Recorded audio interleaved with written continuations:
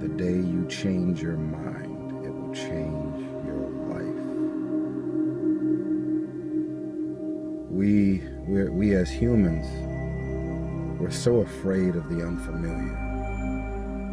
I've never done that before. I've never been over there. I've never let anybody else manage me before. I've never hung out with these people before.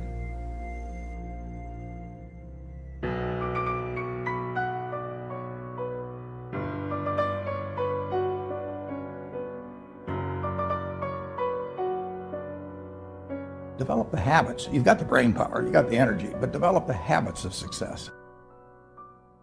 So how do you start a business with no money under the worst conditions that your backer doesn't want to give you a dime? What do?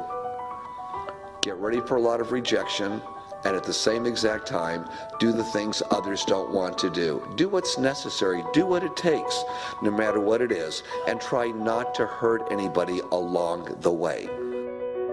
You know, I often say there should be 12 people at a table, right? And we're having a discussion about something. And something may turn up that could be an opportunity. Half the people don't recognize it's an opportunity. A lot of people are comfortable in what they're doing. They don't want change. People actually get into a zone where they're very comfortable. So they don't like the idea of risk.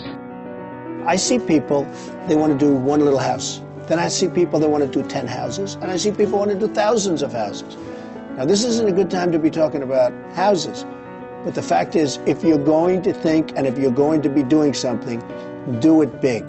In a certain way, it's better with the banks. In a certain way, it's better with buyers. You can make it more dramatic.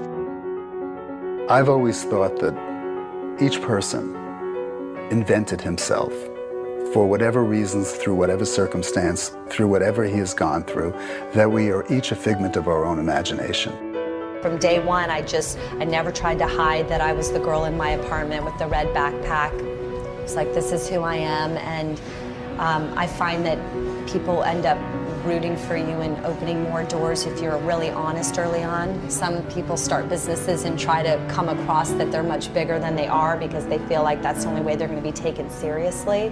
But if you know your product's great and you know why you made it, you don't have to apologize for being out of your home or your apartment or being small.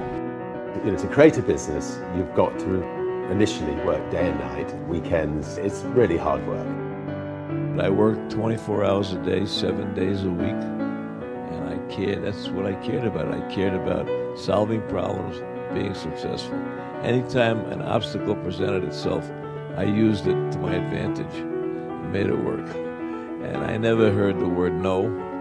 If I heard the word no, it meant maybe. Then I made maybe yes.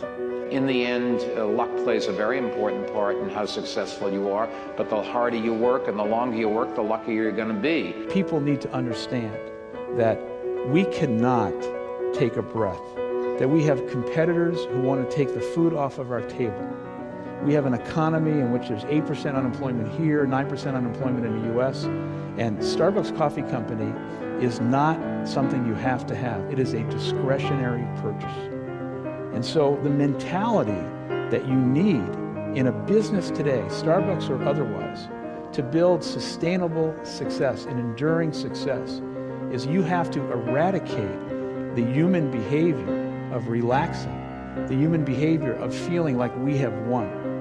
And what I have said in the last 2 years of Starbucks is there's no celebration, there's no victory lap. We haven't done squat. I don't have the same opportunity as you do. Yeah, you do. You do. You have every bit the opportunity that I did. And so you can go out there and do it. Somebody said, well, what was your goal? Goal? Make money. You have the power to just, you can sit down, you can code something, you can try it. It doesn't matter to you whether someone thinks it's a good idea or not, because you have the power to go put that online and, and see whether it resonates and connects with people. Stay focused on the stuff that you're providing to your users. You're going to make a ton of mistakes. It doesn't matter. You don't get judged by the mistakes. People don't remember those years from now. They remember the things that you did that were good. There's always going to have to be an element of luck, but I think more important is putting yourself in a business that can be ubiquitous, that really doesn't have limits. Because otherwise, there's always going to be a grind to it. But if the business, if it can't be something that you can visualize every business using or every consumer using, it's going to be tough to scale to be big enough or to have the perceived value to get you to that billionaire club.